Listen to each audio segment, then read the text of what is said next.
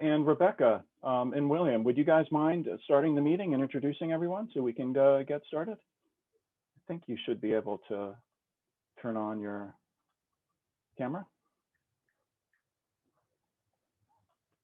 Oh, I haven't done that yet. There we go. Now you can.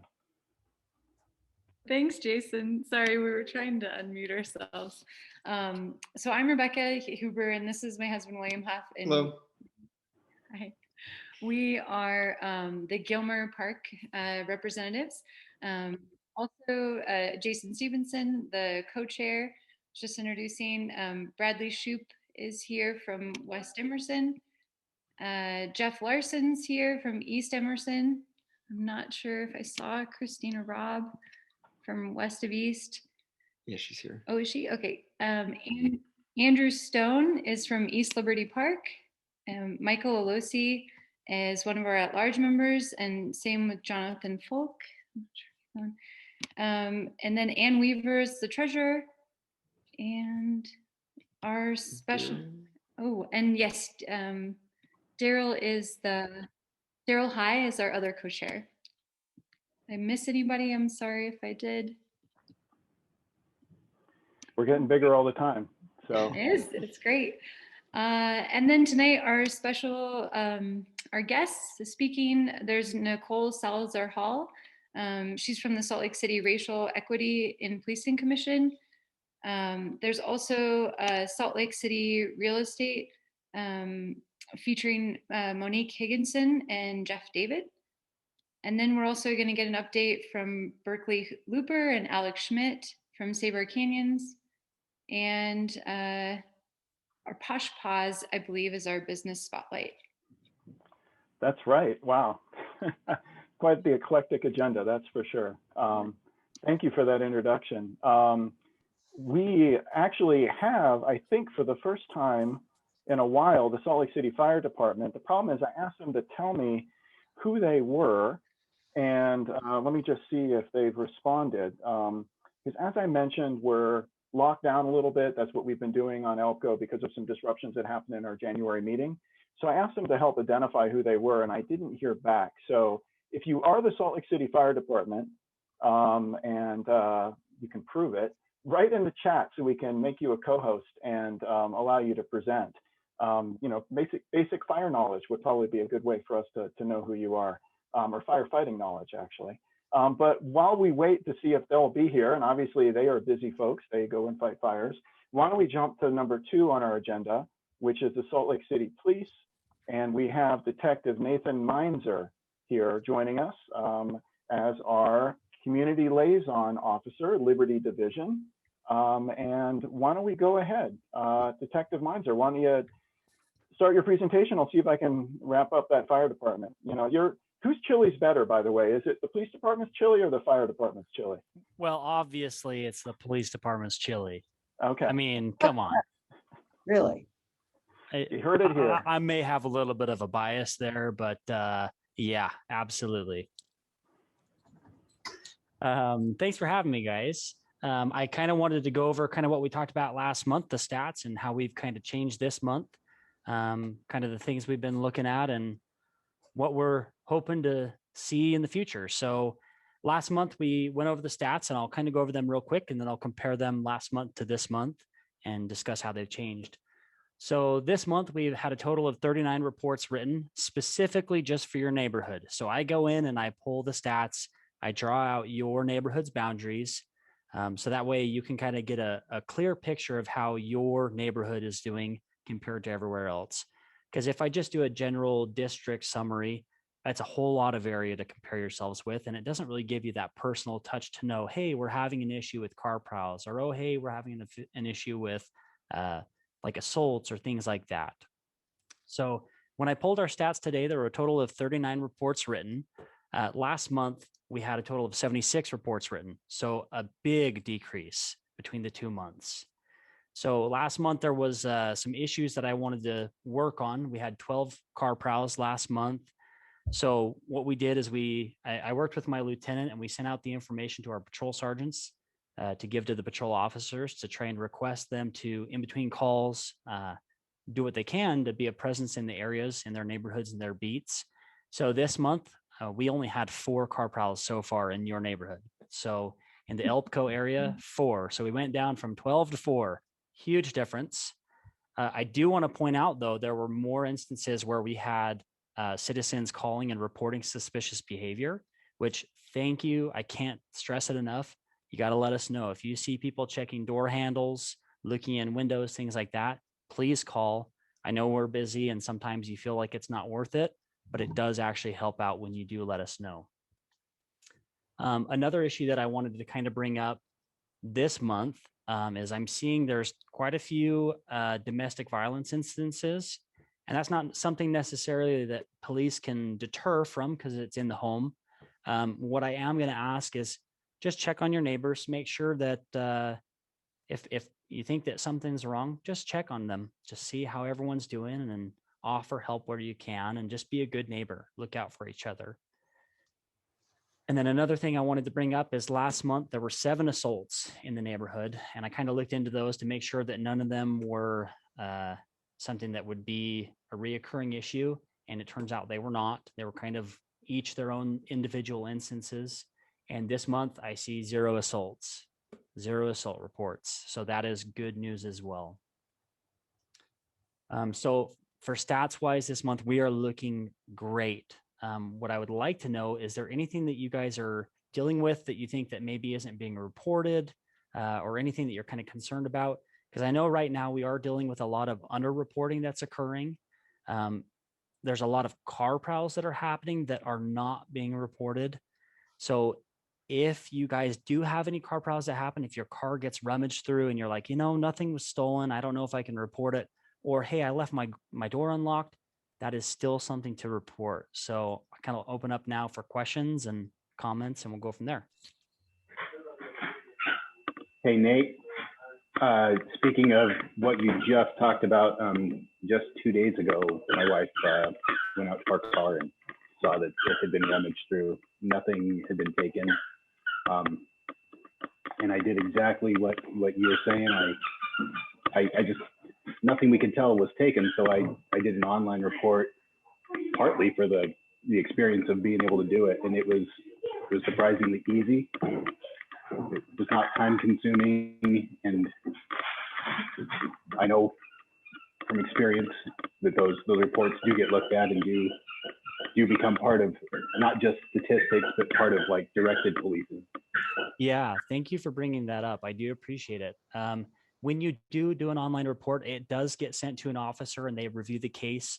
It's treated the same way as other reports. So if you have an officer respond compared to online reporting, it does get treated the same way in the end. So thank you for bringing that up, because that is one thing that can help us. If you have something that meets the qualification for online reporting and you feel like you could kind of handle that yourself, I would advocate that you do, because that will help us kind of keep on those priority calls. For instance, across citywide today around 3 o'clock-ish, we were very, very deep in calls for service. We had about 67 calls holding. So it's been a very busy day. So days like today, it's very helpful when people do use that online reporting tool. So thanks for bringing that up. Thank you, Elizabeth, for sharing. Elizabeth says that her car was rummaged through a few nights ago as well, but didn't think to report it. So, and Elizabeth, if you could send me an email, I'll put my information in the chat, because I'm curious to know where you live specifically, so I can kind of have an idea on that. So let me get my information in the chat. Great, thank you, Detective Meinzer. And please, everyone, do use the chat to ask questions. Detective Meinzer can see them there, we can see them there, that can help. And as the detective mentioned, he'll put his information in there. He's very accessible, responds to emails all the time, and we appreciate the attention that he spends on District 5 and on ELPCO in particular. I'm wondering, Detective Meinzer, could you tell us briefly about what you're working on with the Ballpark Community Council and Liberty Wells regarding Wayne's Corner and State Street? Just give us an overview of sort of how you're working with the community councils there. Absolutely. Thanks for bringing that up. So Wayne's Corner, so 13th South State, has been an issue for high crime, drug trafficking, prostitution, and it has been a problem for years and years and years. And when I first got put into this position, I thought to myself, what can I do that's different? Because we're or less bodies on the street right now. You know, I have less resources to work with. What can I do differently to see if maybe we can get a different result? So I have been doing a lot of work contacting citizens and businesses and working with the community council as well as Darren Mono. And we've been doing some outreach to get letters from citizens to see how they're affected. So what I've been doing is I've been building a nuisance case. So there is an ordinance in Salt Lake City where if I can prove that a business is involved in the activities and facilitating these things, we can work on getting them to become in compliance or evict them for this behavior. So a lot of the drug dealing that occurs, part of that is they're aware of it, maybe not necessarily involved or doing it themselves, but they're not calling police to report it. So as a normal business, you would expect if you see fights in your parking lot, if you see drug dealing occurring, or you see drug users coming and using, you would contact police, right? That would be the typical expected response. So when things like that are not occurring regularly, that's where it's kind of like, hey, you're not fulfilling your duties as a business in Salt Lake as what we would like you to. So let's work together. So I've been doing a lot of work on gathering years of data. I've actually got 20 years of data that I've gone through to kind of watch the trends and kind of dig into. We currently have a pole camera set up there now. So there's a lot of video footage coming out of and a lot of stuff getting tagged to show how bad the issue is. I've got over 20 different letters from citizens that are willing to be heard and their name be seen by the city to say how bad they've been affected specifically by that issue. So it's been a very involved process, but I think that this is kind of looking at it from a different perspective, and hopefully we can get some different results. And we're getting kind of close to that end goal of meeting with the business and giving them the list of changes that they're required to deal or to implement to help work on decreasing that crime in that area. Great, thanks for that explanation. Any questions to Detective Meinzer on that issue or others that he's discussed tonight? We're definitely heading towards warmer weather. You know, we might ask you at the April or May meeting to kind of talk a little bit about things that happen in the spring and summer that we've forgotten during the long, dark winter that we need to help remember. We're like little animals crawling out of hibernation. We need reminders sometimes. Well, thank you, Detective Meinzer. We do have Salt Lake City Fire Department for the first time in many months joining us, which is great. We have, Mr. Lightfoot, Aaron Lightfoot from Station 5. And you can go ahead and turn on your video there if you'd like, but go take it away, Salt Lake City Fire. All right, thank you. My name is Aaron Lightfoot. Can you hear me okay? Yes. We can. Good. I work here at Station 5. I've been a paramedic for about 20 years on the job, and I'm really happy to be here and with our community. We love the community that we serve. This month, we've ran about 242 calls within this district between our truck and our engine. And most of the things that we've been dealing with, is the COVID pandemic over the past few months, but it seems like those numbers are starting to come down. And we are still taking all the precautions necessary. We have a high percentage of our EMS workers that are vaccinated. So when we come into your home, we'll be able to take care of you in a safe manner. And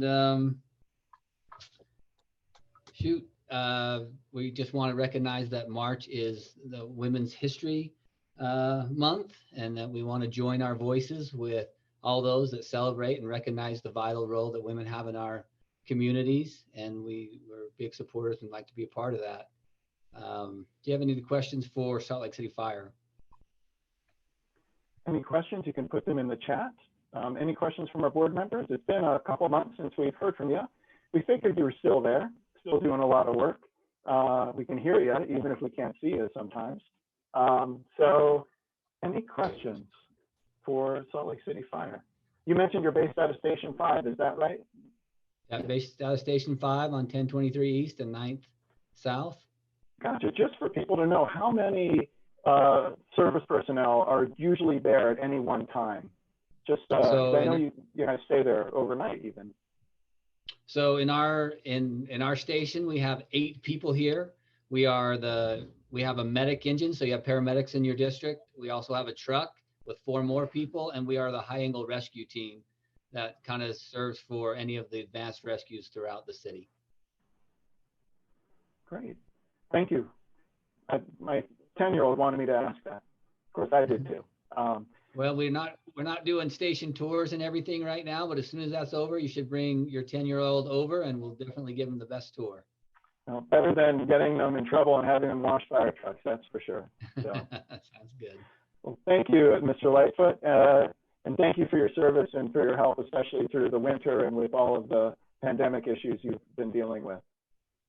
Okay, we're moving through our agenda. We're actually right on time, it looks like, even a little early. I'd like to now introduce Nicole Salazar-Hall, who's here, representing the Salt Lake City Commission, I should say Racial Equity and Policing Commission, and also the Human Rights Commission.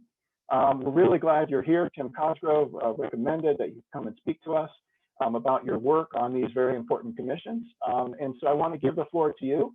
And if folks have questions for Nicole Salazar-Hall, just put them in the chat. I'm sure we'll have a good discussion. So please begin. Thank you so much, Jason.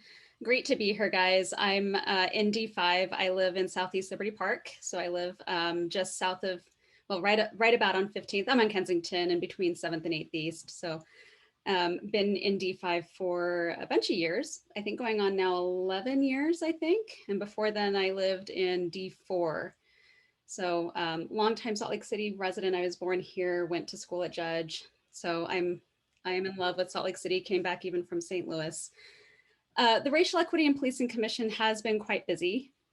I know it may not seem that way from outward observers. We've been doing a lot of research, a lot of discussions with stakeholders. I'm on the school safety subcommittee looking specifically at issues concerning our students and SROs and issues that impact them specifically in schools. We've been talking to the school board, the interim superintendent. We've been talking to a lot of law enforcement.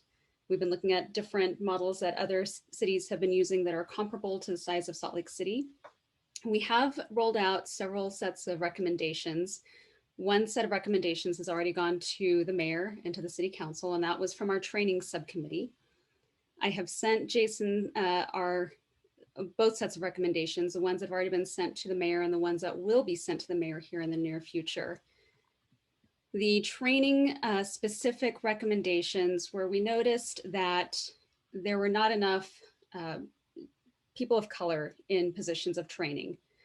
Not enough people who were of color in the crisis intervention team. Actually, the crisis intervention team, in our opinion, was woefully understaffed. And the training academy needed additional training in terms of people of color and issues affecting people of color. So I can share my screen as to those, but they're pretty lengthy. Well, I don't want to say they're pretty lengthy. They're 6 pages long, the training recommendations. But I did send them to Jason. He can share those. They're public documents. You're free to share those, Jason. They've been presented in public meetings, and anything that I send to you is going to be a public document. All of our meetings have been public. And of course, everyone is welcome to attend our meetings, both our subcommittee meetings and our general meetings, listen in, provide feedback. We're always welcoming feedback. Our second set of recommendations that have not yet been presented to the mayor, but were discussed at our last meeting, were regarding school safety. We noted that there is a continued racial disparity in students who are interacting with SROs. Of course, this last year has been an anomaly because students have just barely gone back to class. So we really have no data on 2020 at this point, but there is still a racial disparity as of 2019, where Latino students were of a majority being interacting with SROs, student resource officers, school resource officers. So we do need to have some more interventions there. Our specific recommendations are that the MOU, the Memorandum of Understanding between Salt Lake City Police Department and the Salt Lake City School District needs to be renewed. We have learned that the school district and the police department have renewed that MOU at least through the beginning of the school year, the 2021-2022 school year. We are all waiting for the new superintendent to come on board before we really get into the meat of those issues.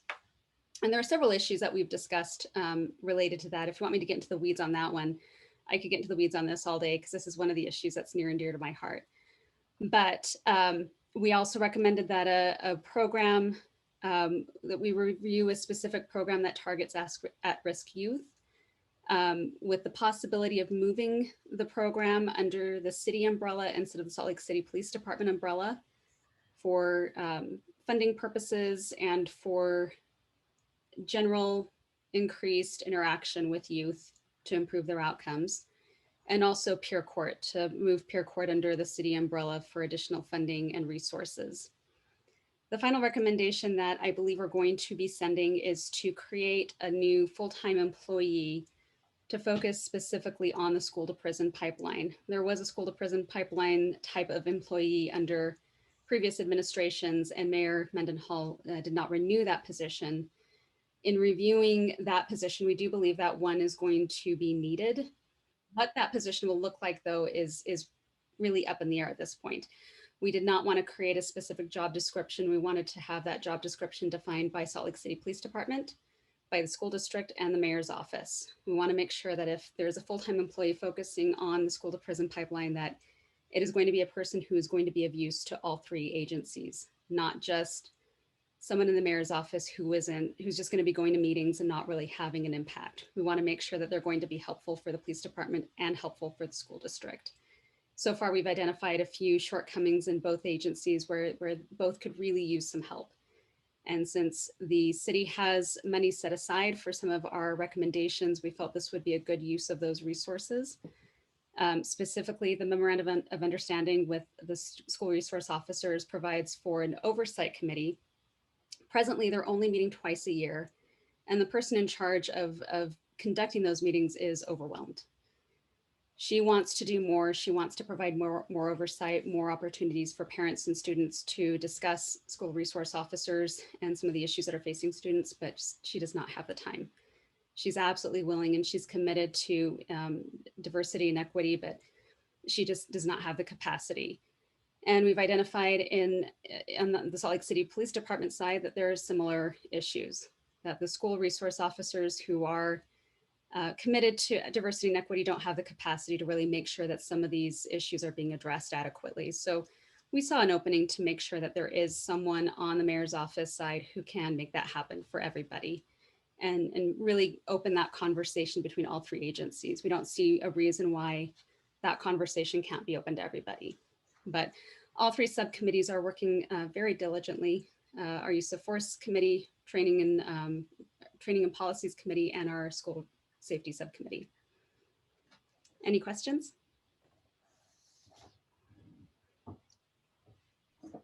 Please go ahead and type questions into the chat if you have any for Nicole Salazar-Hall. I just wanted one quick clarification. Nicole, the recommendations you're making are specifically just for Salt Lake, right? They don't affect other communities, the county. That's a question I hear sometimes. And you guys, your jurisdiction is just within city limits. Yeah, the people who are on the commission, I think, really would love to have a greater impact statewide, but our jurisdiction is limited to just the city. However, I don't think that is a lost cause. We are one of the most populous regions of the state. I think my personal view is that the rest of the state may look to Salt Lake City as an example of what we can do and what can be possible. So I like to think that Salt Lake City can be a vanguard in change. And so everything that we do in the city, good, bad, can be an example to the rest of the state. So that's one of the reasons we're being very diligent and very, I don't want to say slow, but we're taking our time and making sure that any of our recommendations are not going to be knee-jerk reactions. We want to make sure our recommendations are going to be possible and not inhibit our officers' ability to do their job and to maintain safety for everybody. I don't want to see people getting hurt. I don't want to see my neighbors get hurt. And I also don't want to see the officers that are on patrol get hurt either. So we're being very, very cautious and very careful and making sure that any recommendation we do put forth to the mayor and the city council is measured and is well thought out and is backed up by as much data as we have. Of course, we're not going to have all the data and we recognize that, but is measured as possible. Got it. Any other questions for Nicole Salazar-Hall? from our board members? Checking the chat once more. I will leave my email address in here. So if anyone wants to talk to me offline, I'm happy to keep names anonymous. I don't know if anyone knows, but I'm a lawyer, so I'm used to confidentiality and privilege, and I'm very used to saying, I have been told, or my understanding is, I have heard from members of the community, this, that, and the other. So if you don't want your name to be brought up in public, I will absolutely respect that. And you have my assurance that if you let me know, don't let my name leak, I will keep that confidential. Got it. I just have one quick question, Nicole, if that's all right. The commission has an interesting role in that you're making recommendations to the police department, you're making recommendations to the mayor's staff, to the school district. You guys are in the middle of a lot of institutions that have been around for a long time. And you're the ones that are like, no, you could kind of change that. You should fix that. You should readjust that. And you have, the power to make these recommendations. How do you and your fellow commissioners kind of debate and discuss, well, could we get that done? Is that possible? Like, what goes through your mind as you're thinking, like, we have this one shot to make some change? Yeah, so we do have two former law enforcement on our commission. We have Steve Angerwerden, who is the former chief of the UPD or actually I think the chief of Holiday Police Department. And we also have retired Lieutenant Marianne Suarez, also of UPD, formerly of the Salt Lake County Sheriff's Department. And we're also including, Chief Brown is always at our meetings.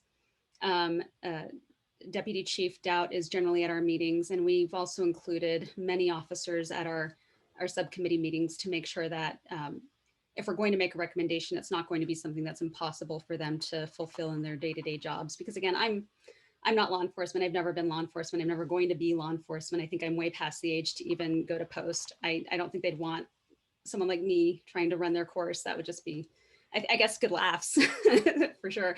But we want to make sure that if we are providing a recommendation, that it is something that law enforcement can do and not something that's going to endanger their lives. Because the ultimate goal here is safety for everybody. We want Salt Lake City Police Department to be an agency that everybody feels safe going to, that they all feel safe calling when there is a need. And we want to make sure that their jobs are not impossible. Because my personal feeling is the job of a law enforcement officer as it is an impossible task. And I think we ask way too much of our officers. We don't pay them nearly as much as they're worth. And we have a bit of a broken system that really needs some attention.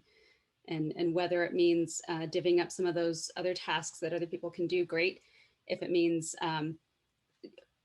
adding more support for them, we're looking at everything at this point. No possibility is going to be unlooked at this point.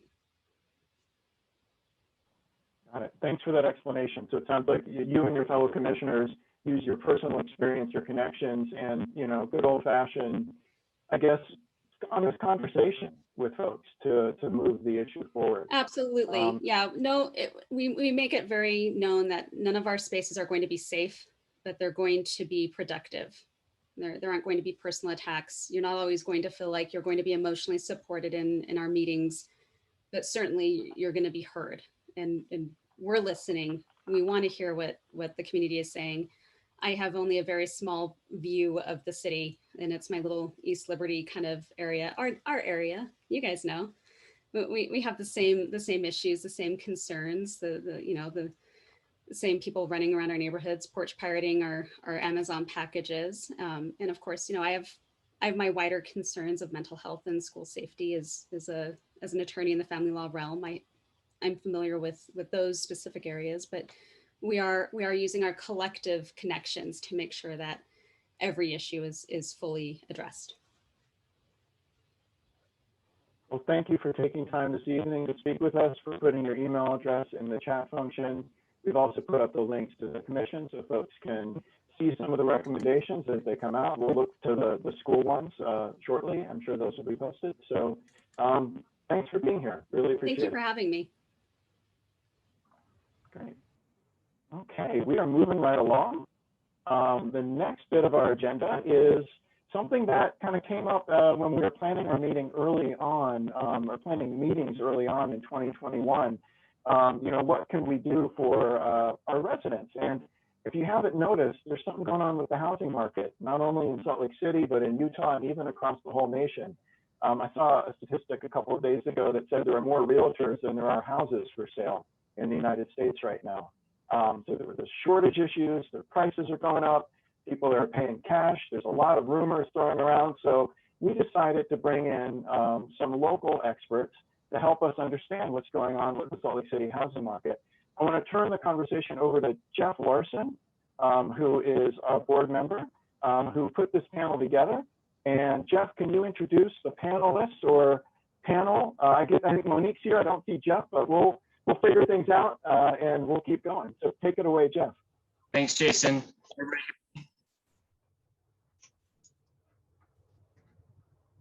Can you hear me?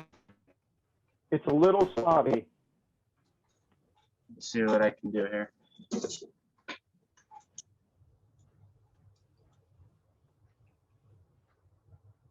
Okay. Well, let me go ahead real quick and ask Monique to introduce herself. She's one of the local real estate experts we've got here.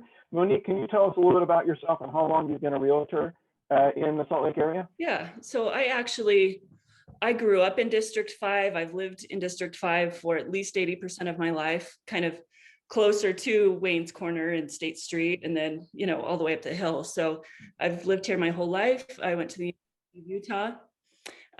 I got my real estate license in 2002, right after graduating college. And I've primarily sold in our district, kind of the 9th and 9th, University, Sugar House, Liberty Wells areas. Got it.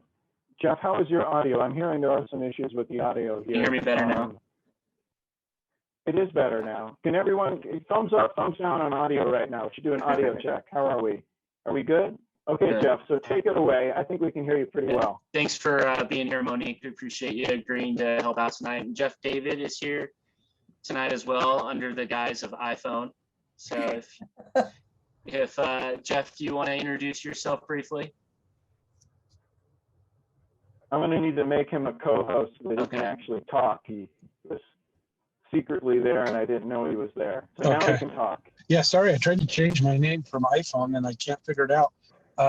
Yeah, so Jeff David, when I saw that I'd be on here with Monique, I've seen her and her husband's name a lot, so I figured I could be second chair. But yeah, so I live just on Lincoln Street, just about 2.5 blocks east of Liberty Park, just 13th South 9th East area. Everyone seems to know Coy Piercing Studio. And I have lived here since 2002 and got my real estate license in 2003. And as you know, I kind of did 3 counties for a while, and as time has gone on, just more and more, and nothing has been as unique as the challenges of the past year. So thank you. It's good to be here. It's a crazy time. And on to Jeff, and just briefly to introduce myself, like Jason mentioned, I am the neighborhood representative for East Emerson. I'm here in ELPCO. I also have been working in the trenches in the real estate industry. I work for a title company, so I help make you actually own your house when you buy one, and help you sell it when you're done living there. So, Monique and Jeff have graciously agreed to kind of part of this discussion tonight, and I'll just kick it off by kind of asking them to talk briefly about just our area and what values all along the East Bench of Salt Lake have done. Monique, do you want to start with that? Yeah, I mean, very specifically, I pulled the stats on 84105, 84108, which really kind of encompasses the broad area that we're talking about. And values went up about 15% last year. I think this year it will be at least 20%.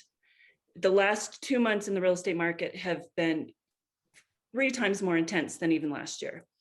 So, you know, it's fierce. It's fierce out there. Our inventory is down about 60% from the same time last year. And for every house that's active on the market, there's 4 to 5 under contract. And so it's nearly impossible to get a house unless you have cash or significant amount of money down. Yeah. Jeff, do you have anything to add to that? Yeah, I just closed a deal a few weeks ago with somebody that had cash, almost $500,000. It still took us 4 contracts to close a home. So last year at this time, we usually see a large amount of homes coming on the market as the grass gets greener, as the sun shines more, as the snow melts. Last year, the figures that I had was only 42%. I don't know if that was fear because of the pandemic, and we only had 42% of regular average annual inventory, and we have never caught that. So it has been a bloodbath. Yeah, and so like you kind of alluded to this a little bit in those responses, but can you talk a little bit about what it would be like as a seller going through this home selling process right now, or as a home buyer going through that process right now, and kind of what are some of the things you're seeing along with the challenges that you mentioned with inventory, and multiply that by COVID and the other factors that we're facing right now?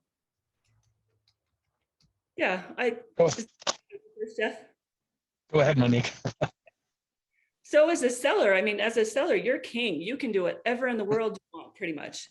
You're going to get, well, if you're priced wrong or your house is terrible, you might get 2 offers. But I was beat out by 96 offers on a house a couple of months ago. So it's just incredible to be a seller. I've never seen a better time in 19 years to sell your house. I mean, I still prep my houses for sale, but your house doesn't have to be an amazing house. It just has to be priced right, and you have to allow people through it, and it's going to be sold in a weekend pretty much. So it's amazing to be a seller. It's much more difficult to be a buyer. As a buyer, my buyers are having to put in maybe 8 to 10 offers to even get something under contract. So it's pretty brutal. And cash offers win almost every single time. It seems like 9 out of 10 in our area that are winning our cash. And that's just brutal for the regular homeowner. We'll let Jeff take it away. Yeah, so just one experience I had this week, Monique, I'm sure you go through this a lot. I had a couple reach out to me. They're ready to buy their first home. They just had a baby, and they are trying to get FHA. What FHA means is just a little bit down, like 3.5%. And their amount that they can buy is like $360,000. They're all excited. And so we have that little bit of a ethical dilemma as an agent, like, how do I quell their excitement because I feel like there's no hope for them? I mean, there are in certain areas, way distant areas, but they've had an apartment here for a long time.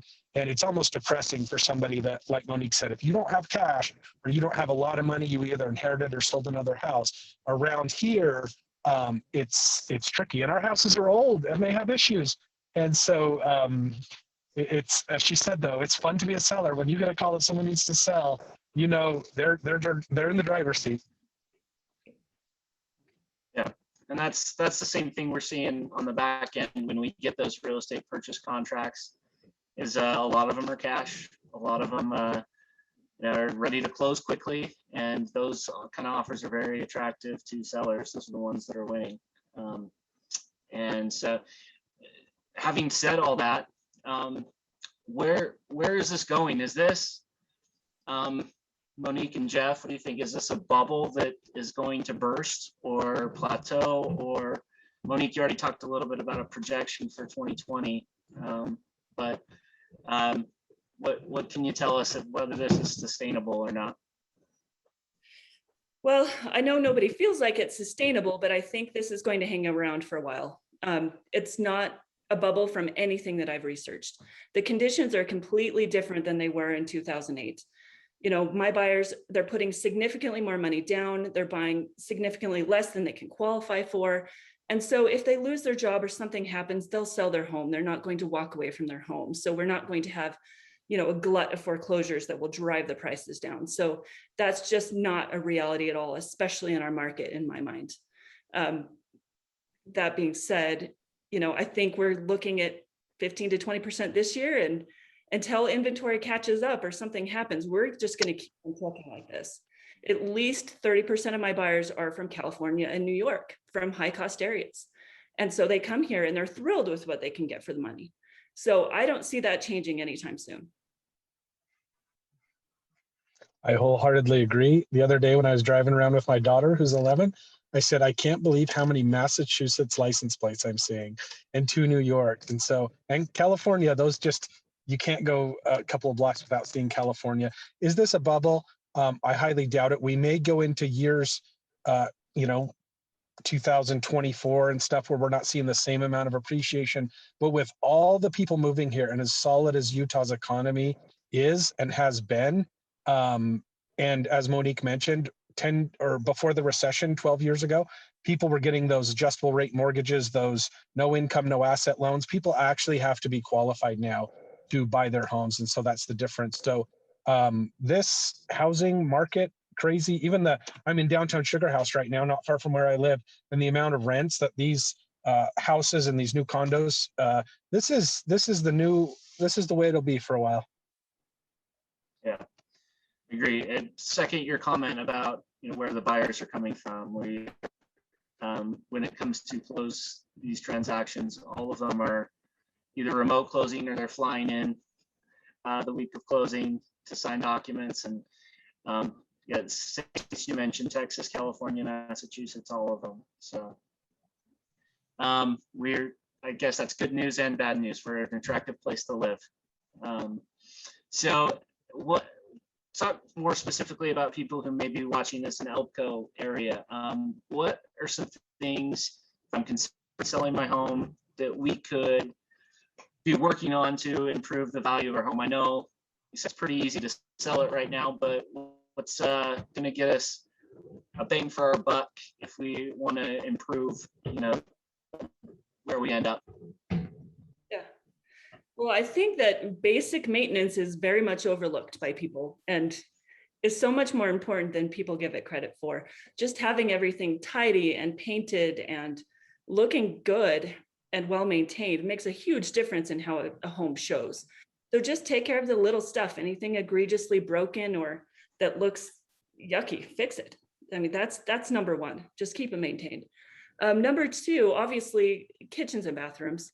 That's what people care about. If they haven't been updated, at least do a minor update, but update according to the price point of your home. So if your home is worth $400,000, that kitchen should look very different than $1 million home. So it's easier for people to over or under improve properties when they're doing remodeling. So just, I would suggest being careful in that respect. And the other thing that I think is building an accessory dwelling unit or finishing that basement apartment, because homes have gotten so expensive here that's a really attractive way for people, to move in and have part of their mortgage offset. And that happens a lot around here. There's a ton of basement apartments and accessory dwelling units being built. So that's my 2 cents. Monique, that's very wise. The very next thing my wife and I are going to do, because we have alley access on our house, and is to do one of those garages with the ADU on the back. Still need to, decide how to come up with the money, but I wholeheartedly agree. And just to add a little tidbit, there's not much to add to that. This time of year, just make that yard look so nice. The grass green, it's edged. I saw my good friend Liz Payne post in the chat that, hey, we've outgrown our home. We'd love to move somewhere else, but we'd make a fortune on this one, but where do we go? I'd love to move up the hill like 15th and 15th, but my same house, if you just transplanted it, lifted up in 6 blocks, it'd be a couple $100,000 more just up the hill. So like she said, just make it look good. Don't miss the little things.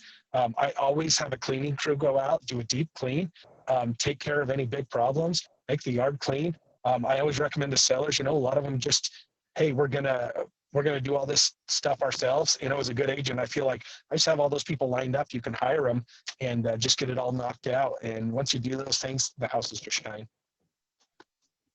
Yeah, great advice. All of it. So let's talk about a buyer now. Where are affordable houses available? I guess you can talk about whether there are any in ELPCO, but where would somebody need to go to find something? Take Jeff's buyer, for instance, that qualified in the 320s, I think he said, or just under 400. Where are we looking right now? Well, I did see one last month, I think closed, and it was under 400,000. But I mean, it was really a 2-bedroom, 1-bathroom house that needed a lot of work that had no yard. So that's what exists for 400,000 in our area. The areas where I'm seeing the most affordable housing is kind of the northwest quadrant of the valley, Rose Park, that type of area, but also West Valley, Magna, South Salt Lake, Poplar Grove, kind of all the gentrifying areas that are still kind of near the city center that are pretty run down. Those areas tend to be pretty affordable still.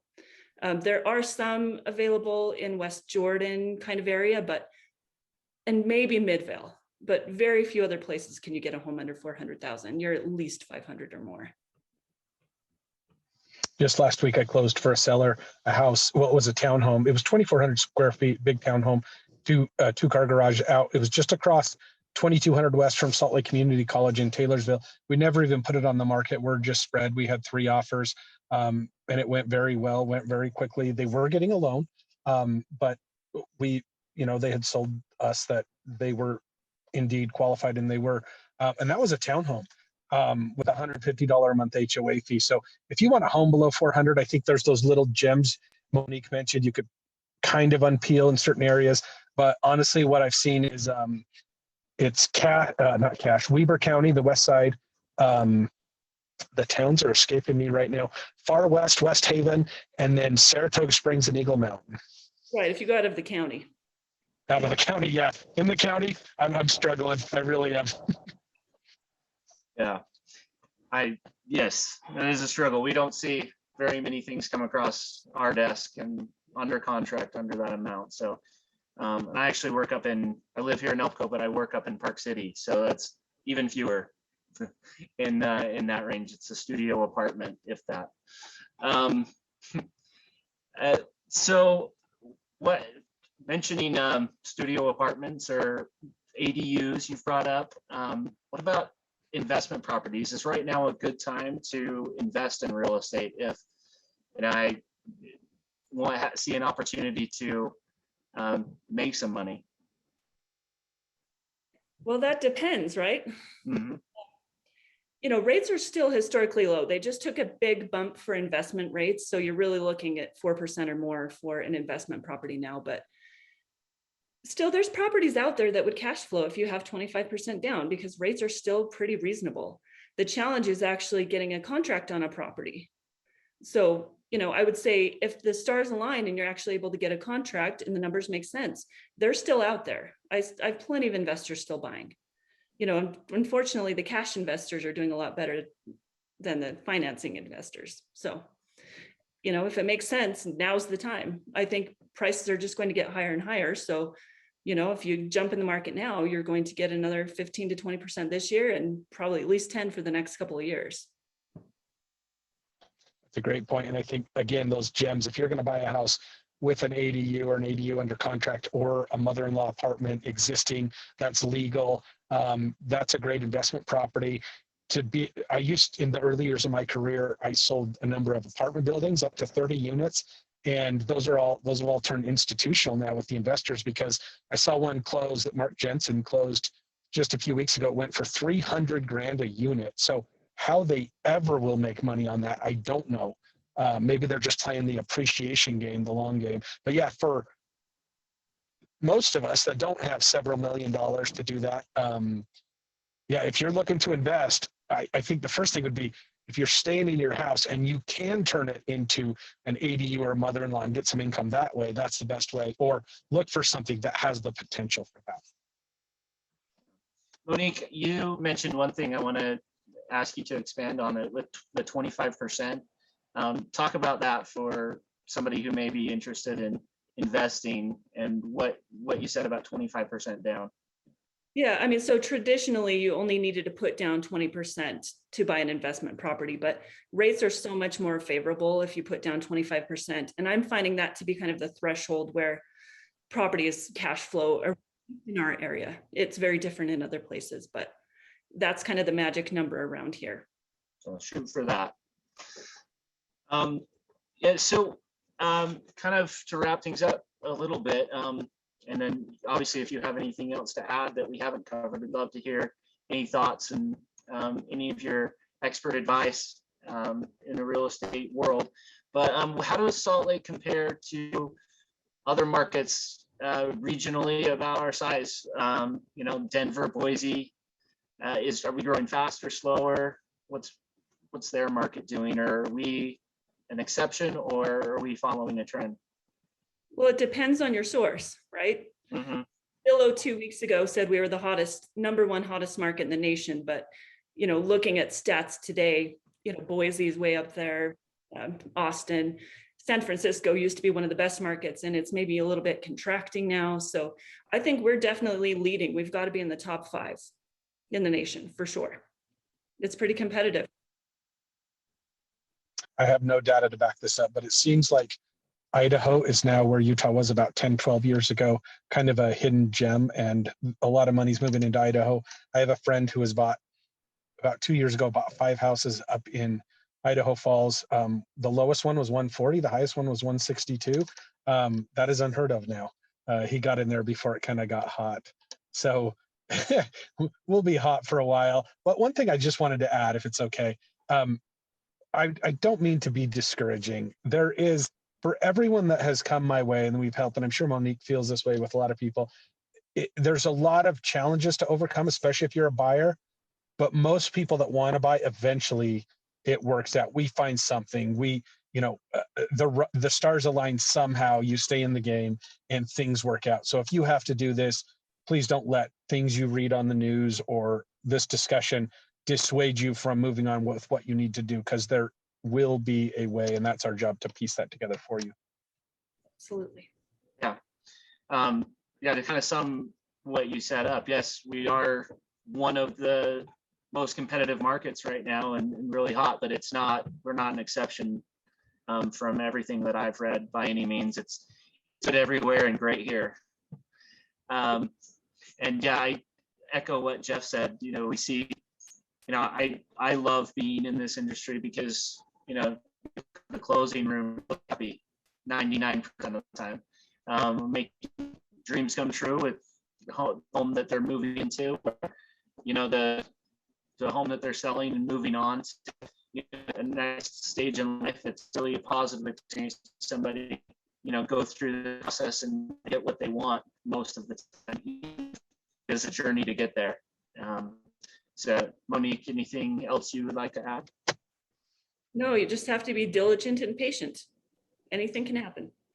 And have a good agent. And 2 of them are on here with us tonight. So I really appreciate you guys' time and Jeff, sharing. I'm just wondering, could you ask about refinance? Yes. Many of us here just found out that we're millionaires without knowing it, right? Yeah. Sitting on our homes in ELPCO. You are. Yes. No, right. Paper millionaires. Sorry, there's a difference. But refinancing is something that people can do if they're not moving or selling, but just sitting there.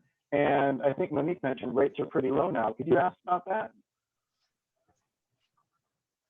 Yeah, Monique, you can talk about that for mortgages or and for financing. What would somebody expect, and when should we look into that? Yeah. So yes, rates are low and people are serially refinancing, but if you intend to sell your home within the next few years, you shouldn't refinance unless you really do the numbers and be sure that you will break even on the costs for that refinance before you sell.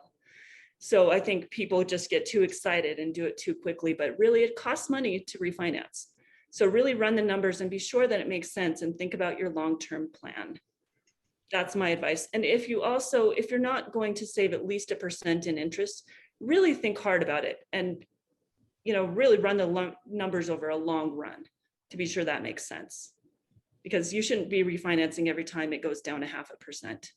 It just eats into your equity too much, and then you have to start the amortization schedule all over again. So we call those amortization schedules the refrigerator magnets, because I'm sure all of us keep those on our fridge and check off each payment every month, right? I mean, I do. Nerds, and we do that. So, Jeff, anything you want to add to that about refinancing? Yeah, I love what Monique said, because I used to be a serial refinancer myself, just because you get a little bit lower rate.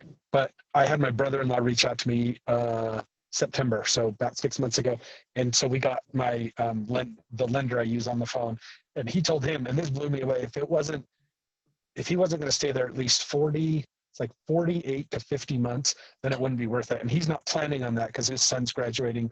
His son's a junior in high school right now, and after his son graduates, he's planning on leaving. And so, there are some fees there and stuff. But just to have someone tell you that and show you, and give you the, when you would break even is super valuable. So good lenders are worth their weight in gold, just like good titles. Yeah, good title is important. So again, thanks so much for having taking the time. Really happy to have you and all your great thoughts and insights. And definitely reach out to Monique and Jeff if you have needs around real estate, and Jeff Larson at Metro Title. So Jason, Thank you, you Jeff. turn that back over to you. All right. Well, that was a fantastic discussion. I learned a lot. Really appreciate our experts here. I think we'll do more of this. We'll bring in folks from our community who, have a specialty or know what's going on. And please reach out to ELPCO and let us know the topics you want us to address. Coming up in April, we'll be doing this about rooftop solar. Michael Olosi, one of our new board members, is putting that panel together right now. So we'll keep this going. But now we're going to shift from housing to mountains, which is maybe the reason we all want the houses in the first place.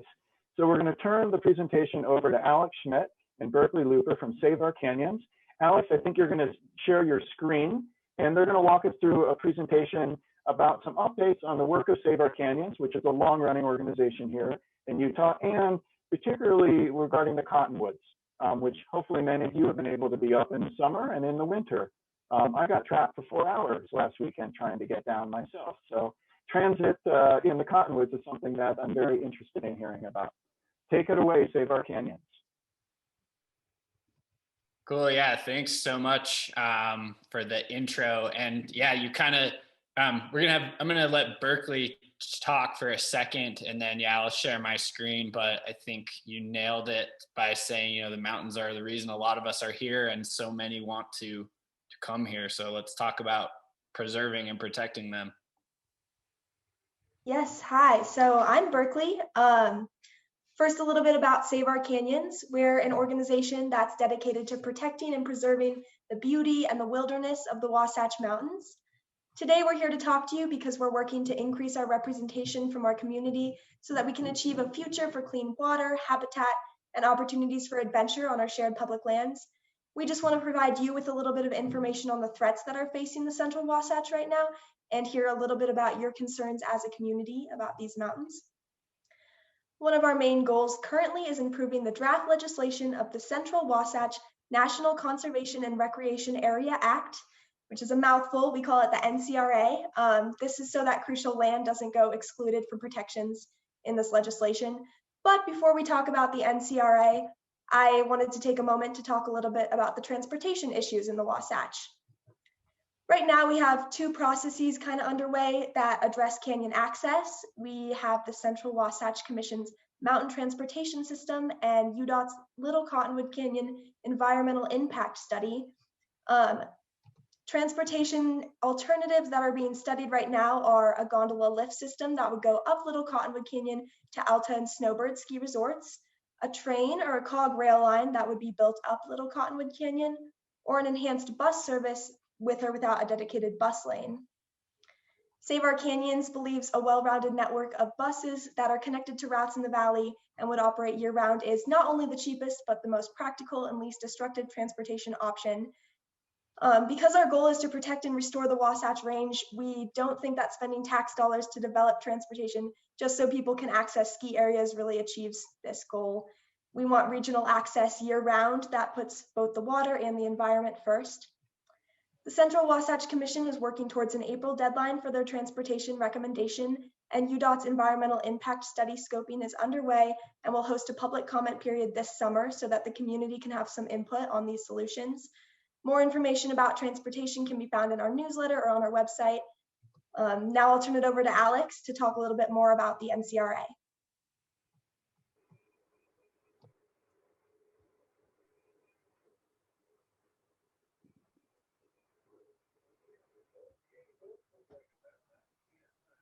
Should be able to share your screen there. Yeah, let's see.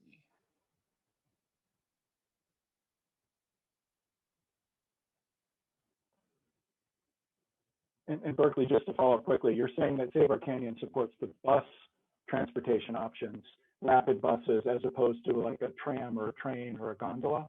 Is that right? Yes. A good summary? Yes, yeah, we prefer the buses. we think that that would be the best solution for connecting people all over the valley to the canyons to decrease congestion and traffic in the canyons. Do they think a bus would be subsidized? I took the bus to go skiing the other day and I have an Icon pass, so I was able to take it, but they were charging a lot of people on the bus who had a day pass. And I was just shocked that they were charging because you're trying to encourage people to get on the bus. Right. Yeah. So sorry, for some reason I'm having a weird technical issue over here on my sharing screen. But to answer your question, so right now the bus is subsidized by the ski resorts if through your season pass.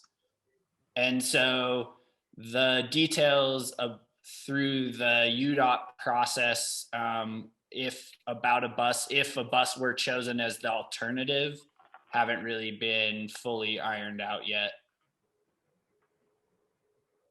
It looks like it worked. Did that work? Okay. It worked. All right. So you're seeing, let's see. We're seeing some mountains. All right. That's a good start. Sorry for the delay. Are you seeing that screen? Yes. Yeah, we're seeing your intro slide, 1 of 9. Okay. Got a bit of a timer on it, but yeah. Oh, you're seeing that whole thing. Okay. Well, how's there that? it is. Now we got it. There you go, Alex. Do a little workaround there. Anyway, sorry for that delay. I came from the Fair Park Community Council like 2 seconds ago, and so I'm multi-zooming right now. It's like a Zoom festival. Anyways, enough of that. So again, thanks for having us. Save Our Canyons has been around for this next year will be our 50th year as an organization. And so like Berkeley laid out, and it sounds like most of you are familiar, you know, the Wasatch Mountains are a unique and highly sought after range for many reasons year round. And so Save Our Canyons is actively working to make sure that we're elevating and representing the values of our communities to protect this region and protect this landscape as long, you know, so it's as intact or maybe even more restored than it is now for future generations, so that we can continue to have that economy and great people who want to come here for not only the mountains, but the culture that surrounds these mountains. And so to do that, we're looking long range. We're looking at values that, what can we protect now that will ensure that the next 50 years or 100 years around this Wasatch Range, not just in the Salt Lake Valley, but in the Wasatch back and up and down the range, what can we do to protect these places? So we have designated wilderness areas that go back to, you know, the early 70s. And so with this Central Wasatch National Conservation and Recreation Area Act, sort of the next step to connect the Central Wasatch and give us an opportunity to congressionally protect this land for our access and existing uses, but also to make sure that more development doesn't degrade our water, doesn't change the characteristics of the canyons, and doesn't continue to push out plant and animal species that we share this landscape with. So here's a map of that NCRA. We'll share the link in the chat so you can pull it up on your own screen if you'd like. But what you're looking at here is to the top of your screen, or the north end of the screen, you have I-80, and then going south through Mill Creek Canyon, and you have Mount Olympus. The green areas are Mount Olympus wilderness areas, Twin Peaks Wilderness, and then to the south, to the bottom, Lone Peak Wilderness area. And then that boundary line is basically the Salt Lake County, Utah County line. And then to the east, it'd be the Summit and Wasatch County line. And so what the legislation does is protects 80,000 acres of land in that Central Wasatch area. It allows for management of our water. It the Forest Service, who currently is the agency that manages this land, would continue to do so. But if you think of it as kind of an island of wildness surrounded by urbanized areas. And so what we're trying to accomplish is a connection of those landscapes so that we can work to restore habitat to ensure that we're protecting the water as best we can, while also encouraging habitat and our use to not degrade this shared place. And so kind of the different colors that you're seeing at the top of the screen, again, the purple-ish color is proposed wilderness designated area. And so that's the north side of Mill Creek Canyon, like Grandeur Peak, Mount Ayr. That area has been identified for its plant species, that many are native to Utah and are in high concentrations in that area, as well as the recreation that happens there. And then maybe not most importantly, but for habitat for ungulates such as moose and deer and elk. That's a main kind of thoroughfare for those animals to move from winter to summer habitat. And then if you kind of look down the map, you'll see a few other parcels of purple that would be designated wilderness. The ones on the the west, the left side in the center of the map will help the Bonneville Shoreline Trail connect. And then at the south end, there's some acres that would be added to the Lone Peak Wilderness area. And then the last thing that you're seeing kind of around the ski resorts is this legislation would lock in the ski area boundaries. For 49 years, Save Our Canyons has been working to keep ski areas within those boundaries while working collaboratively with owners and managers of those areas. We're skiers, we're snowboarders, we recreate and enjoy these places, but feel that the balance could quickly tip if more development happened. And so this would allow us to protect those areas. These 5 green boxes highlight our concerns with the draft legislation as it sits right now. There's not enough protection for the tops of our watersheds. Grizzly Gulch area across from Alta, that's basically the land between Little Cottonwood and Big Cottonwood Canyon, could still be developed, as well as Grizzly Gulch, Mount Wolverine. A lot of these surrounding peaks could become lift served if we don't look further ahead and say, what are we really hoping to maintain and achieve with year-round access and protecting our water in a warming climate. So that's one of our concerns. These others that are cited are making sure that the corridors along the existing road in both Big and Little Cottonwood Canyon are not simply bulldozed for transportation. That transportation can happen and needs to, and the NCRA won't prevent that, but there's existing management that the Forest Service and Salt Lake City Public Utilities has of those corridors, which obviously is where the stream runs. So those riparian or stream areas that are vastly important. And then if you look kind of to the bottom of the map, you'll see a different colored parcel next to Snowbird Ski Area, which is White Pine.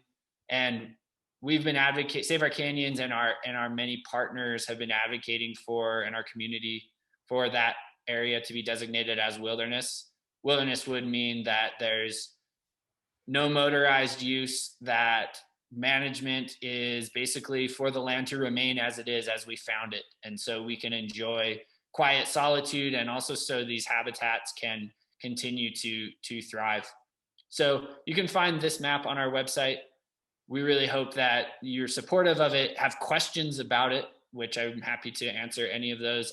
We have a petition that we'll be using to hopefully help address some of these issues. So you can sign that privately. We're also very much looking for support from communities, from councils and commissions. And so we can talk a little more about that. And so kind of overall, we feel the Wasatch deserves more, which is why some of those changes to a good piece of legislation that can become better while it's still here locally. You know, the Wasatch Mountains connect us. They connect us as communities. They connect us to ourselves.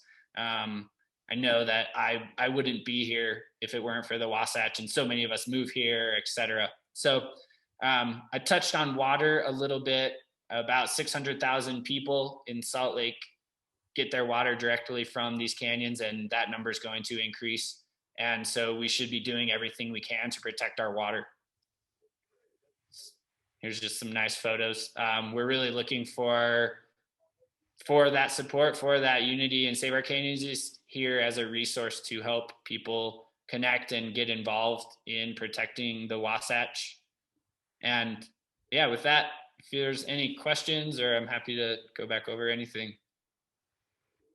And I can stop sharing my screen. Great. Any questions for Berkeley and Alex from Save Our Canyons? I did not know Save Our Canyons had been around for almost 50 years. I knew it was a long time, but that's a long time. I don't look as old as I am. You were there, right? You and Alf, right? Yeah. Any questions from our board members, or any questions from the, actually there is one on the chat. Is Save Our Canyons working to reduce freshwater inflow diversions like from the Bear River? Question about water from Evelyn. Sure. We are. Save Our Canyons definitely works on making sure that, you know, any more development and existing development is going to use water. And so any type of big projects, especially when we've seen how voracious the state of Utah is about tourism, for better or for worse, probably a little bit of both. And so with more development comes a need for more water. And Save Our Canyons doesn't work directly. There's other organizations who are working more directly to fight, you know, wasteful water projects like Bear River diversion, but which we work collaboratively on, and kind of that goes back to this NCRA and a lot of our long range purpose or projects and approaches is we're really trying to say, let's look at this area at a landscape level. Let's look at our watershed. Our watershed doesn't stop at the mouth of the canyon. It doesn't stop at your faucet where your water comes out. You know, this water is flowing from these canyons into the Jordan River, into the Great Salt Lake. And so, yeah, we definitely are working to protect the headwaters and then participating in everything else downstream.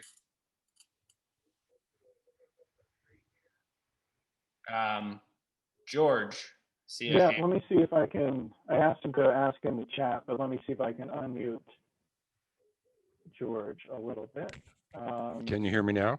Yes, we can. There you go. Okay. I've been involved in this since I ran for mayor.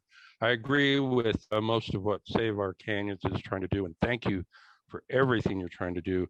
My concern about the proposal, as you mentioned, there's still some areas around the ski resorts that the ski resorts want to develop into like $1 million Montage style resorts. And the trade that's proposed right now trades some inaccessible properties for land, valuable land that should be protected, as you mentioned. And thank you for fighting that. My big question is, one, what is your position on the snow sheds, which is the least costly way to solve the transportation problem in the canyons? That's the least costly, I think $86 million at the most. And will you support weekend bus service, which we've been trying to develop for the last 5 years without success at the state, county, and city level? And I agree. I thought that the ski resorts, which pay for the bus service going up to the ski resorts, actually do not charge for going on a bus to the ski resorts. So I'd like more information on that. And those are my questions, mainly about the snow sheds. Sure. Yeah, thank you, George. So the snow sheds, The snow sheds are a difficult one. What I would point out is that. Can you describe what a snow shed Yeah, is? yes, I will. So a snow shed is, for layman purposes, I guess, a snow shed is basically, if you're going up Little Cottonwood Canyon, you have something like 29 avalanche paths that the avalanche would go over the road. And so a snow shed is basically just that, a shed that allows the snow to pass over the road without impacting travel on the road. And so I think for Save Our Canyons, you know, that's a huge change to the characteristics of the canyon, to have that snow shed go over the road. There's pros and cons to it. A lot of them we cover pretty extensively in our newsletter, which we can put in the chat. What I would point out is that the snow shed is a component of all 4 of UDOT's transportation alternatives. And so what Save Our Canyons is advocating for is not to have another way to get into these canyons. We need to be treating this area regionally so that we're accessing the canyons, not just driving to the mouth of Big or Little Cottonwood Canyon and then getting on whatever other mode, but being able to come from Liberty Park and get on a bus and get to the canyon, right? Or something like that. And so again, we have a lot more detail about that on our website. And so that's kind of the quick on snow sheds. I think if we're talking about that more development within these ski areas as part of their master plans, you know, that's a concern, and one that I think we're continuing to work on. If you say no more cars in the canyon, then those parking lots within the ski resort areas, which most of the land that they operate on is leased from the Forest Service. But if you no longer need a parking lot, the obvious from a business perspective is to develop it into a hotel or some sort of thing like that. And so I think, again, going back to this idea of looking very long range and holistically and really advocating for the values and for what can happen in this canyon. The capacity of people, most of us would say, has already tipped over to what these canyons can handle. And if something like a train or a gondola just up one canyon to just access ski resorts for a few months out of the year, that's not going to solve a year-round issues for a year-round place and destination, I guess, like the Wasatch. I hope I hit all 3. I think I missed one in there. Sorry.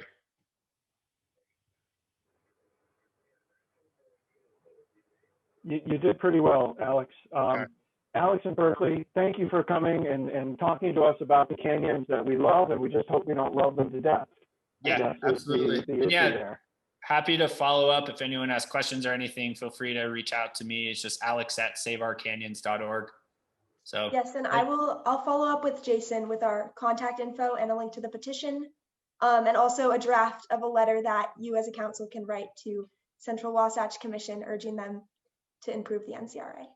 Great, and I saw you posted the newsletter, your latest newsletter, Berkeley, in the chat. So definitely check that out. Yeah, and the petition link's in there as well if you'd like to view the map and sign the petition. Great. Thanks for your time. Yeah. Oh yeah, go ahead. Yeah. Oh, was that just a wave saying thanks? Yeah, that was just one of those. Yeah, thank you all so much. Thanks, all right, everyone. well, thank you. That was very cool. And of course, love the pictures as well. To see that, getting us thinking about spring and green and all that, that's going to be coming up there soon. So, all right. Well, the next item on our agenda, we'll do an update on the 900 South Roundabout public art installation. It was about 2 weeks ago that the Salt Lake Arts Council announced the finalists for the art that's going to go in the roundabout at 11th East and 9th South.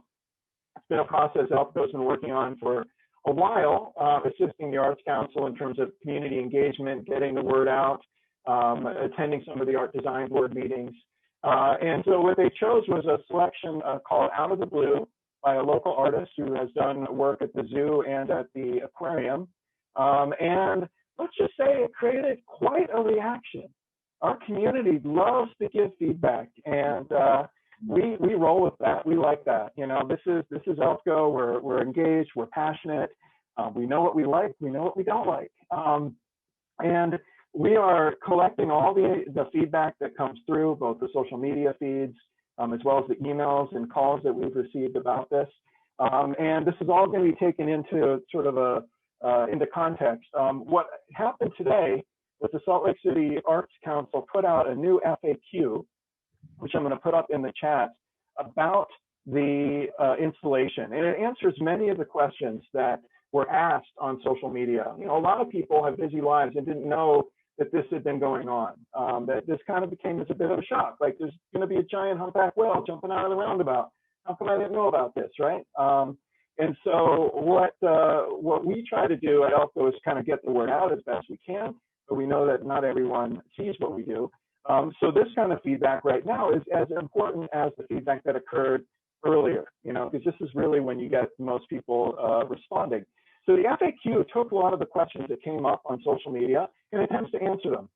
What was the process that this was selected? How much does it cost? What about graffiti? What about sight lines in the roundabout? Did you talk to transportation? Did you talk to engineering? What does the fire department think about this? How much krill are we going to have to collect to feed this darn thing? No, just kidding. This can be made out of like fiberglass, I think.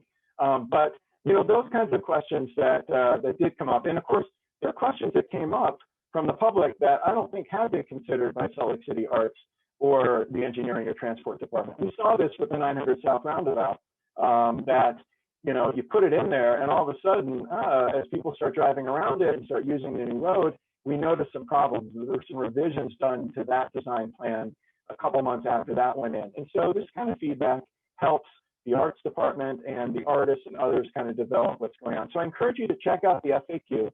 I just posted it in the chat. We'll put it up on the ELPCO Facebook page and on all of our newsletters as well. It does a lot to answer some of the questions that people have had.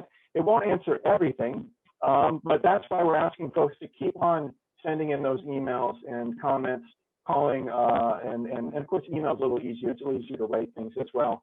But do keep that feedback up. I envision that ELPCO will revisit this in the future. With maybe a public event or maybe even something outside at the roundabout, or another Zoom call where we have devoting specifically to this issue. But just today, I wanted to provide a short update and introduce that FAQ and encourage people to continue to provide that feedback and input and questions. And hopefully we won't have a pitched battle between Team Whale and Team Gnome on 9th South. Although on nextdoor.com, it was looking like that for a bit last week. So keep that feedback coming. Next up, I guess we have a choice as a community council about what we want to do. We're running a little bit over after being on time for most of it. So we have a video of Posh Paws, a business profile of Posh Paws Pet Grooming that we recorded earlier. It's about 10 minutes long. It's with Courtney Green. Or we can go into the Salt Lake City mayor's office. Tim Cosgrove is on the line to tell us a little bit about what's going on. What do folks want to do on our board here? Should we put the video up on social media? Should we watch it now? I can put the link up. What do folks think? I'm here in mayor's office on chat. Okay, it's late. All right. The video is really good. Courtney Green and Posh Paws are an excellent institution here on 900 South. I'll put up the video information in the chat, and we'll be running it on ELPCO. In the meantime, let's turn things over to Tim Cosgrove from the mayor's office.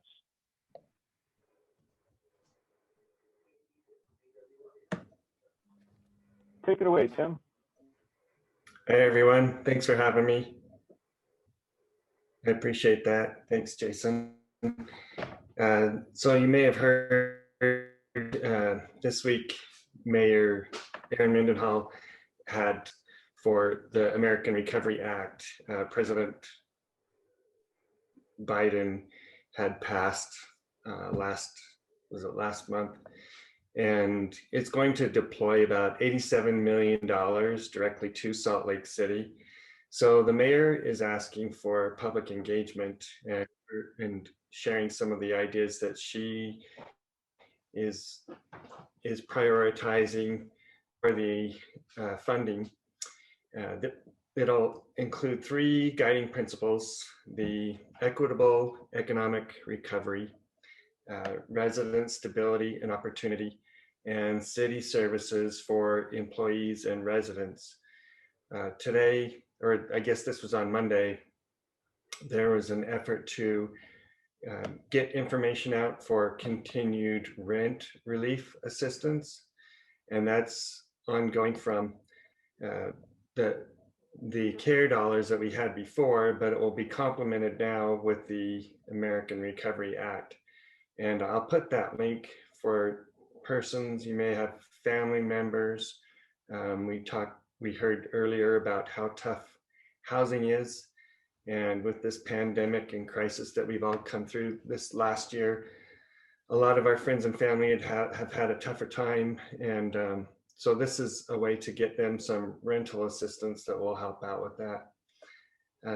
See, also last week, you may have heard Governor Cox had issued an executive warning declaring a state of an emergency for our extreme drought conditions coming up.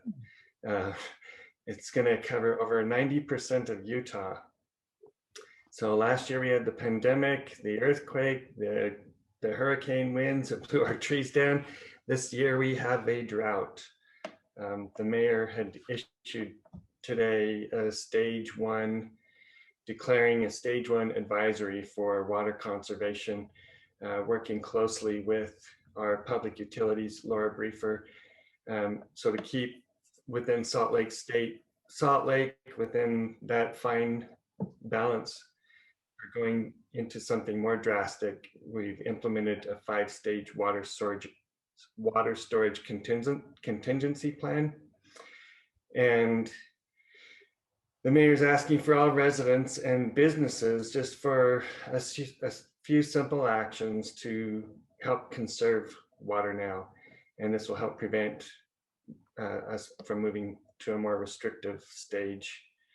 But the public utilities kicked off the 7 less gallons a day campaign today.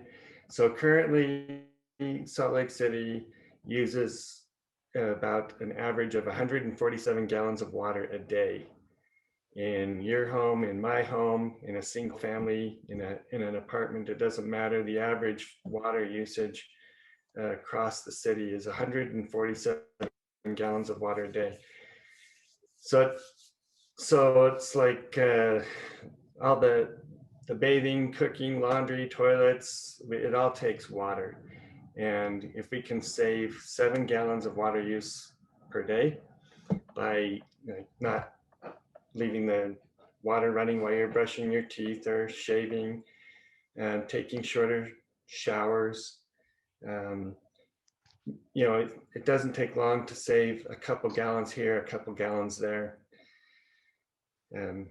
So the mayor's moving forward with that, and I'll put a link so you can get some more additional information online.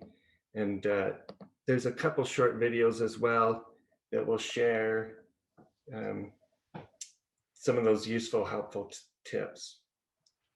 Seems kind of funny that we were just talking about snow removal, was it last month, just a month before, and now here we are looking for more water. The Department of Sustainability, in an effort to assist with continuing to clear the air, clean air, has partnered with the State Department of Environmental Quality to offer a lawnmower exchange program. So you'll get a $300 rebate with a trade-in, or $150 rebate with no trade-in. But the intent is to get as many gasoline burning lawnmowers out of Salt Lake City as we can and replace them with electric lawnmowers. That's going to start April 5th. And it's a registration. You have to register online. There's targeted areas throughout the valley that they're trying to get the lawnmowers out to. that will have a greater impact.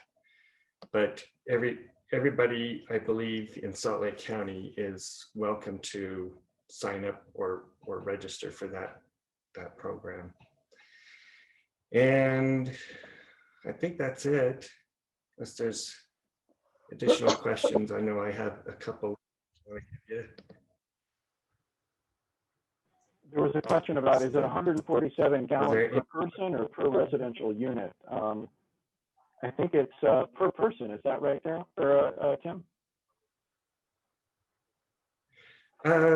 See, I had that written down. Seems like a lot, but you know, we do use a lot. Says we use 147 gallons of water a day indoors in our homes. That's for a single family and for apartments. My goodness. But the average is 147 gallons a day, yeah. And Michael, thanks for putting up a link there about low flow toilets. And Tim, thanks for putting up the rent relief assistance. That's something we posted about in our most recent newsletter. That will help people pay rent, right? That money's flowing in right now, and people can apply and get help on their upcoming rent payments. That's right. Yeah. Correct. And it does have some qualifications, but it can go back as far as 3 months.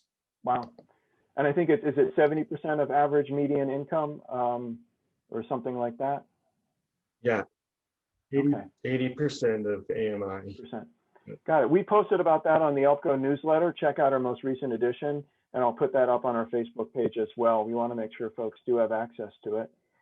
I also posted a link about rain barrels, which is a little more pedestrian, but I got 100 gallons in my rain barrels from the storm last week. So I'm well on my way to watering my garden this year. So it's a great thing to do. Right. Any questions for Tim? Looks like none more in the chat. Thanks for posting more information there. Darryl asked for some time at the end of the meeting. Darryl, good to see you. Take it away. Nice to be seen. I was in Montana last month and couldn't get service. So, Tim, I'll do my part of water conservation and all those years on an aircraft carrier taking a Navy shower.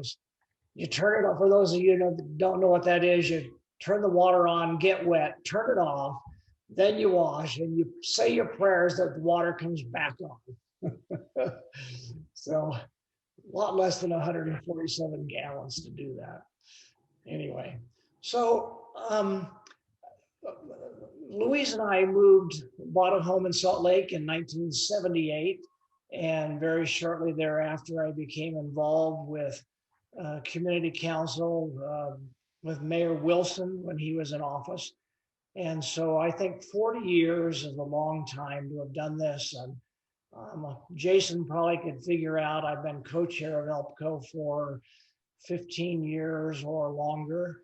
So I think there's places and miles that I still want to go. And so effective next month, I'll resign as co-chair. And younger blood can take my place. It's been an honor and a privilege to have done this.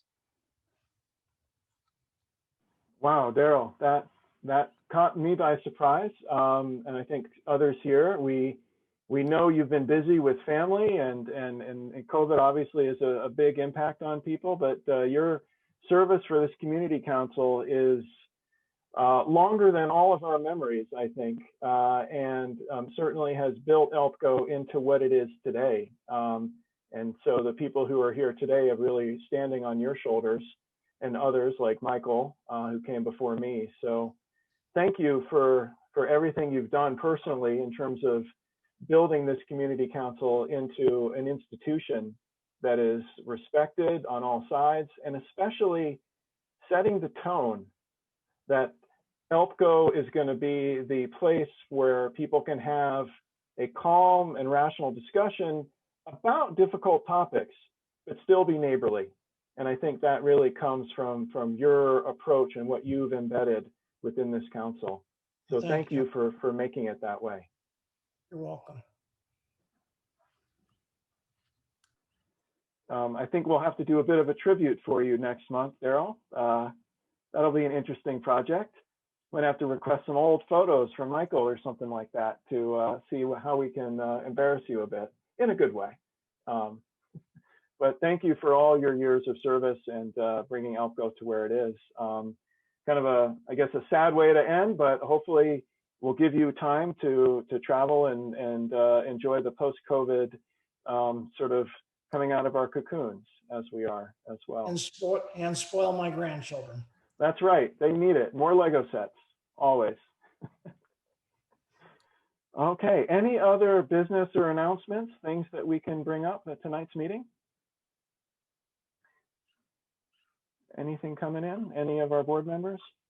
I can mention that next month we'll be having Jojo Liu describe a CIP or community, capital improvement project that she and her neighbors put together on the McClellan Trail, which is going to be exciting to hear how neighbors can help improve their community. And Michael, also one of our board members, is going to be putting together a panel on rooftop solar, including home battery storage. We're going to get someone to come who has a Tesla Powerwall and talk about what that's like to have home storage for all that electricity your solar panels create, and how useful it could or couldn't be. So we'll have to learn as we get that topic addressed next month. And the accolades are coming through on the chat for you, Darryl, and we'll definitely have a good send-off next month. So thank you. All right, until then, April 22nd, we can be adjourned.